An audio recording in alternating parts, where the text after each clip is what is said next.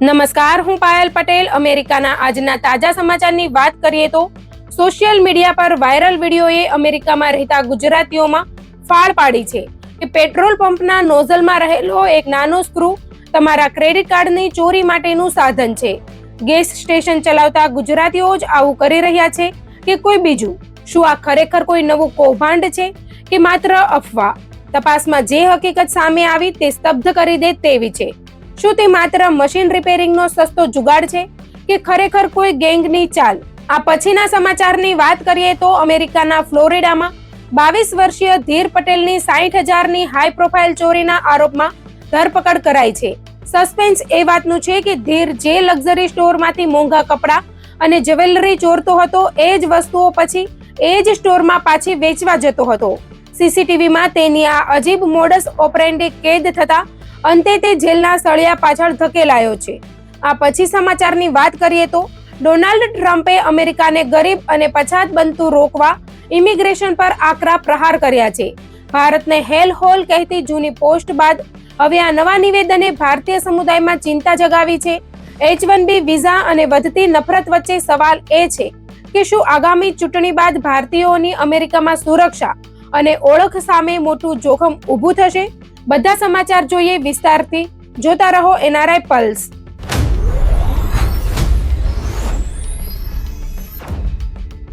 અમેરિકામાં રહેતા ભારતીયો માટે એક મહત્વપૂર્ણ ચેતવણી અને સાથે જ એક મોટું ફેક્ટ ચેક સામે આવ્યું છે. સોશિયલ મીડિયા પર છેલ્લા કેટલાક અઠવાડિયાથી એક એવો વિડીયો ઝડપથી વાયરલ થઈ રહ્યો છે જેમાં દાવો કરવામાં આવે છે કે ગેસ સ્ટેશનના પેટ્રોલ પંપમાં દેખાતો એક સામાન્ય સ્ક્રૂ તમારા ક્રેડિટ કાર્ડ માટે મોટો ખતરો બની શકે છે. ઘણા લોકો તેને એક નવા પ્રકારના ફ્રોડ તરીકે રજૂ કરી રહ્યા છે, પરંતુ હવે ગેસ સ્ટેશનના માલિકો અને પોલીસ દ્વારા આ સમગ્ર મામલાની હકીકત સામે લાવવામાં આવી છે. પહેલા વિડીયો જોઈએ શું થઈ રહ્યું છે.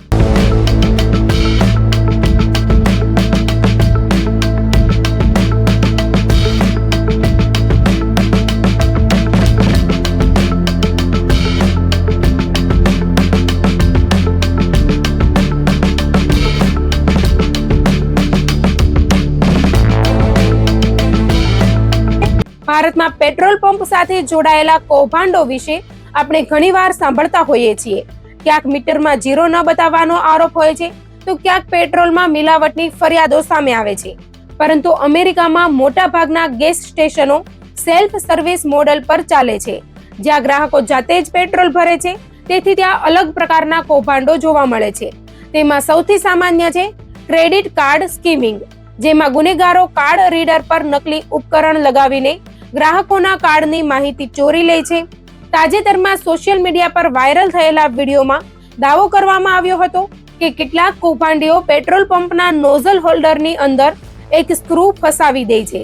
આ દાવા અનુસાર જ્યારે ગ્રાહક પેટ્રોલ ભર્યા પછી નોઝલ પાછું મૂકે છે ત્યારે સ્ક્રૂના કારણે મશીન યોગ્ય રીતે કટ ઓફ થતું નથી અને ક્રેડિટ કાર્ડનું સેશન ચાલુ જ રહે છે. ત્યારબાદ કોઈ અન્ય વ્યક્તિ આવીને તે જ સેશનનો ઉપયોગ કરીને પોતાની ગાડીમાં મફતમાં પેટ્રોલ ભરી શકે છે. આ દાવા સાથે અનેક વિડીયો અને પોસ્ટ વાયરલ થયા હતા, જેના કારણે ઘણા લોકો ચિંતિત બન્યા હતા. પરંતુ હવે આ દાવાની વાસ્તવિકતા સામે આવી છે. એક ન્યૂઝ રિપોર્ટમાં ગેસ સ્ટેશનના માલિકે સ્પષ્ટ જણાવ્યું કે સોશિયલ મીડિયા પર ચાલી રહેલી આ વાત સંપૂર્ણપણે ખોટી છે. તેમના કહેવા મુજબ ઘણા ગ્રાહકો આવી ફરિયાદ લઈને આવ્યા હતા, પરંતુ તપાસમાં કોઈ પણ પ્રકારના ફ્રોડનો પુરાવો મળ્યો નથી. સ્થાનિક પોલીસ વિભાગે પણ આ મુદ્દાની તપાસ કર્યા બાદ સ્પષ્ટતા કરી છે કે પંપમાં દેખાતો સ્ક્રૂ કોઈ છેતરપિંડીનો ભાગ નથી. તો પછી પ્રશ્ન એ થાય છે કે આ સ્ક્રૂ ત્યાં શા માટે હોય છે? નિષ્ણાંતોના જણાવ્યા મુજબ તેનો જવાબ ખૂબ જ સરળ છે. ગેસ પંપના નોઝલ હોલ્ડરની અંદરનો ભાગ સમય જતાં ઘસાઈ જાય છે અથવા તૂટી જાય છે.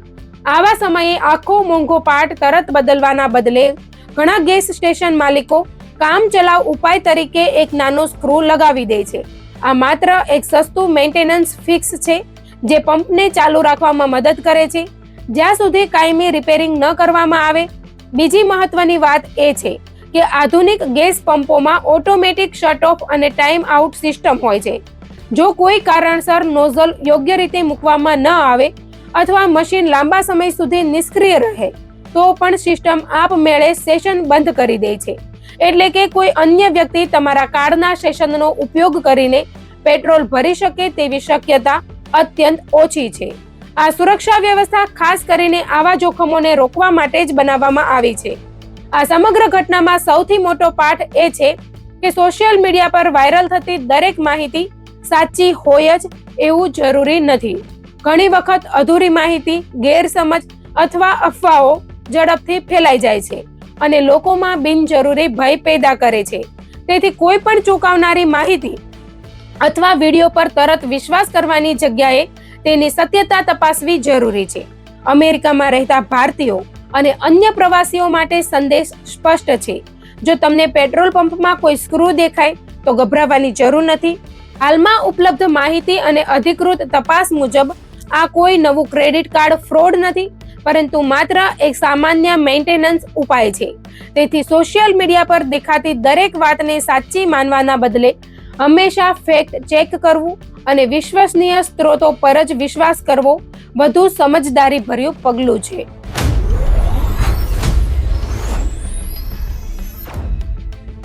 અમેરિકાના ફ્લોરિડા રાજ્યમાંથી એક ચોંકાવનારો કિસ્સો સામે આવ્યો છે, જેમાં 22 વર્ષીય ગુજરાતી યુવક ધીર પટેલની કથિત રીતે $60,000ની ચોરીના આરોપસર ધરપકડ કરવામાં આવી છે.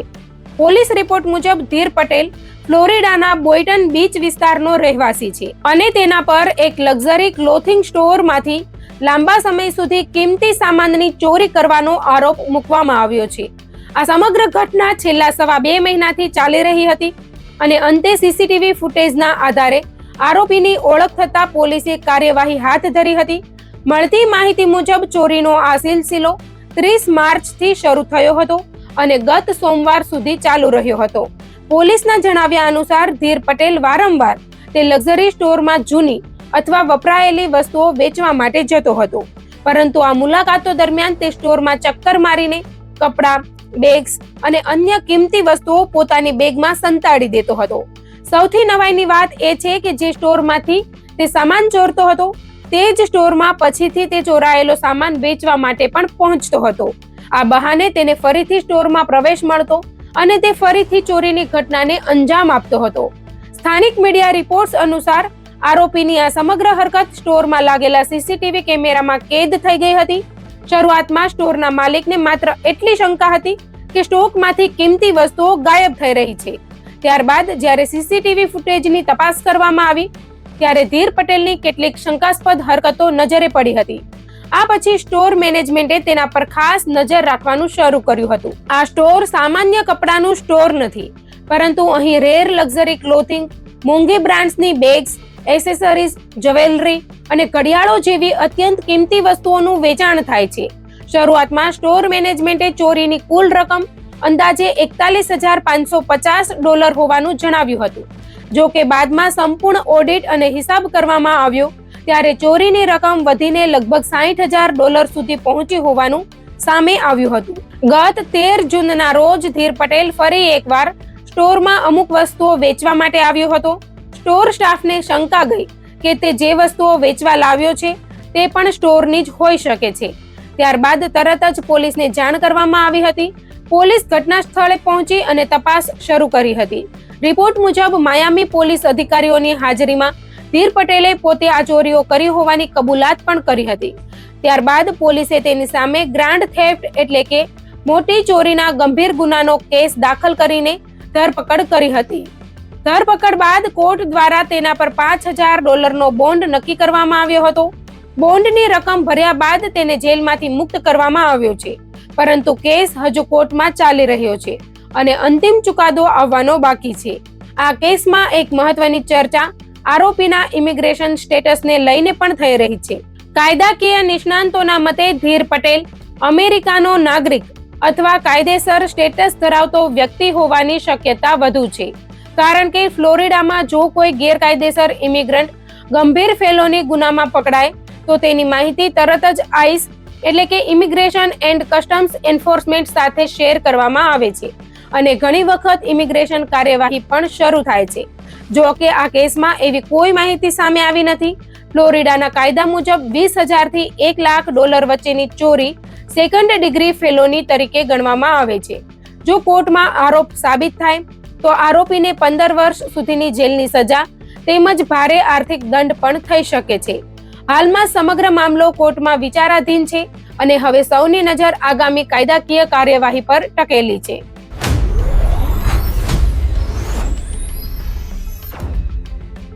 અમેરિકાના રાષ્ટ્રપતિ ડોનાલ્ડ ટ્રમ્પના એક નવા નિવેદન અને સોશિયલ મીડિયા પોસ્ટે ફરી એકવાર ઇમિગ્રેશન અને ખાસ કરીને ભારતીય ઇમિગ્રન્ટ્સ અંગેની ચર્ચાને ગરમાવી દીધી છે. ટ્રમ્પે પોતાના social media platform truth social પર પોસ્ટ કરીને દાવો કર્યો કે જો થર્ડ વર્લ્ડ દેશોમાંથી લોકો સતત અમેરિકામાં આવતા રહેશે તો એક દિવસ અમેરિકા પણ ગરીબ અને પછાત દેશ બની જશે અને પછી તેને બચાવવું મુશ્કેલ બની જશે. ટ્રમ્પના આ નિવેદનને ઘણા લોકો ઇમિગ્રેશન વિરોધી વિચારધારાનું વધુ એક ઉદાહરણ માની રહ્યા છે. ટ્રમ્પ અને તેમના સમર્થકો લાંબા સમયથી દલીલ કરતા આવ્યા છે કે મોટા પાયે ઇમિગ્રેશન અમેરિકાની સંસ્કૃતિ, અર્થવ્યવસ્થા અને સામાજિક માળખા માટે પડકારરૂપ છે. ખાસ વાત એ છે કે ટ્રમ્પ ઘણી વખત કેનેડા અને યુરોપના કેટલાક દેશો સિવાય વિશ્વના મોટાભાગના દેશોને થર્ડ વર્લ્ડ દેશો તરીકે સંબોધતા રહ્યા છે, જેના કારણે ભારત સહિત અનેક દેશોમાં અસંતોષ જોવા મળ્યો છે. આ વિવાદ વચ્ચે લોકો 1 મહિના પહેલાની ઘટનાને પણ યાદ કરી રહ્યા છે, જ્યારે ટ્રમ્પે ટ્રુથ સોશિયલ પર એક પોડકાસ્ટની ટ્રાન્સક્રિપ્ટ શેર કરી હતી, જેમાં ભારતને હેલ હોલ એટલે કે નરકના દ્વાર સમાન દેશ તરીકે વર્ણવવામાં આવ્યું હતું. ભારત તરફથી આ પોસ્ટ સામે વિરોધ નોંધાવવામાં આવ્યો હતો, પરંતુ ટ્રમ્પે ન તો તે પોસ્ટ ડિલીટ કરી હતી અને ન તો કોઈ સ્પષ્ટતા આપી હતી. હવે તેમની નવી પોસ્ટને પણ ઘણા લોકો એ જ પ્રકારની માનસિકતાનો ભાગ ગણાવી રહ્યા છે. ઇમિગ્રેશન મુદ્દે ટ્રમ્પ સરકારનો અભિગમ પહેલાથી જ કડક રહ્યો છે. સત્તામાં આવ્યા બાદથી ટ્રમ્પે ગેરકાયદેસર ઇમિગ્રેશન સામે કડક કાર્યવાહી કરી છે, પરંતુ સાથે સાથે કાયદેસર ઇમિગ્રેશન માટેના નિયમો પણ વધુ કડક બનાવ્યા છે. તેની સૌથી મોટી અસર H-1B વિઝા ધારકો પર પડી છે, જેમાં મોટાભાગના લોકો ભારતીય મૂળના છે. ટ્રમ્પના સમર્થકો અને કેટલાક કન્ઝર્વેટિવ ઇન્ફ્લુએન્સર્સ દલીલ કરે છે કે ઘણા ઇમિગ્રન્ટ્સ અમેરિકા પ્રત્યે પૂરી વફાદારી નથી રાખતા. તેઓ કહે છે કે એક વ્યક્તિ અમેરિકા આવે છે અને પછી ધીમે ધીમે તેના પરિવારના અન્ય સભ્યો પણ અમેરિકામાં આવી જાય છે. આ લોકો પોતાના દેશની સંસ્કૃતિ સાથે આવે છે અને અમેરિકન જીવનશૈલીમાં ભળવાના બદલે પોતાનું મૂળ કલ્ચર જાળવી રાખે છે. કેટલાક કટ્ટરપંથી ટિપ્પણીકારો તો એવો પણ દાવો કરે છે કે ભારતીયો અને ચાઇનીઝ સમુદાયોને ટેકનોલોજી અને અન્ય ક્ષેત્રોમાં એટલો પ્રભાવ વધારી દીધો છે કે અન્ય લોકોને નોકરીની તકો ઓછી મળી રહી છે. જો કે આવા દાવાઓ માટે કોઈ વ્યાપક અને સર્વસ્વીકૃત પુરાવા ઉપલબ્ધ નથી. બીજી તરફ આંકડાઓ દર્શાવે છે કે ભારતીય અને ચાઇનીઝ મૂળના ઇમિગ્રન્ટ્સ અમેરિકામાં સૌથી વધુ ભણેલા અને સૌથી વધુ આવક ધરાવતા સમુદાયોમાં સામેલ છે. તેઓ ટેક્સ ભરવામાં પણ આગળ છે અને અમેરિકાની અર્થવ્યવસ્થામાં મહત્વપૂર્ણ યોગદાન આપે છે. 2023ના આંકડા મુજબ અમેરિકાની કુલ વસ્તીમાં એશિયન મૂળના લોકોનું પ્રમાણ આશરે 7% હતું અને તેમાં ભારતીય અને ચાઇનીઝ સમુદાયનો મોટો હિસ્સો છે. તેમ છતાં સોશિયલ મીડિયા અને રાજકીય ચર્ચાઓમાં ઘણીવાર આ સમુદાયો નિશાના પર રહે છે. તાજેતરના વર્ષોમાં ભારતીયો સામે સોશિયલ મીડિયા પર નફરતભરી પોસ્ટમાં પણ વધારો જોવા મળ્યો છે. કેટલાક લોકો ભારતીયોના ખોરાક, ધર્મ, સંસ્કૃતિ અને જીવનશૈલી અંગે અપમાનજનક ટિપ્પણીઓ કરે છે. કટ્ટર અમેરિકન જૂથોની ફરિયાદ છે કે ભારતીયો અમેરિકન સંસ્કૃતિમાં પૂરતા પ્રમાણમાં ભળતા નથી અને પોતાનું અલગ સામાજિક માળખું જાળવી રાખે છે. જો કે આ દલીલો સામે ઘણા વિશ્લેષકો કહે છે કે અમેરિકાની ઓળખ જ વિવિધ સંસ્કૃતિઓના સહઅસ્તિત્વ પર આધારિત છે અને ઇમિગ્રન્ટ્સે દેશના વિકાસમાં ઐતિહાસિક યોગદાન આપ્યું છે. પરિસ્થિતિ એટલી હદે પહોંચી ગઈ છે કે ભારતીય મૂળના એવા નેતાઓ પણ ટાર્ગેટ બન્યા છે જેમણે ટ્રમ્પ સાથે કામ કર્યું છે અથવા તેમના વિચારો સાથે નજીકથી જોડાયેલા રહ્યા છે. તુલસી ગાભાડ, વિવેક રામાસ્વામી, કાશ પટેલ અને વાઇસ પ્રેસિડેન્ટ જેડી વેન્સની પત્ની ઉષા વેન્સ જેવા નામો પણ સોશિયલ મીડિયા પર નિશાન બન્યા છે. એશિયન અમેરિકન એડવોકેસી ગ્રુપ્સ અને ડેમોક્રેટ નેતાઓનું માનવું છે કે અમેરિકામાં સાઉથ એશિયન સમુદાય સામેની નફરત ચિંતાજનક રીતે વધી રહી છે. તેઓ ચેતવણી આપી રહ્યા છે કે આવી ભાષા અને રાજકીય સંદેશાઓ સમાજમાં વધુ વિભાજન અને અસહિષ્ણુતા પેદા કરી શકે છે.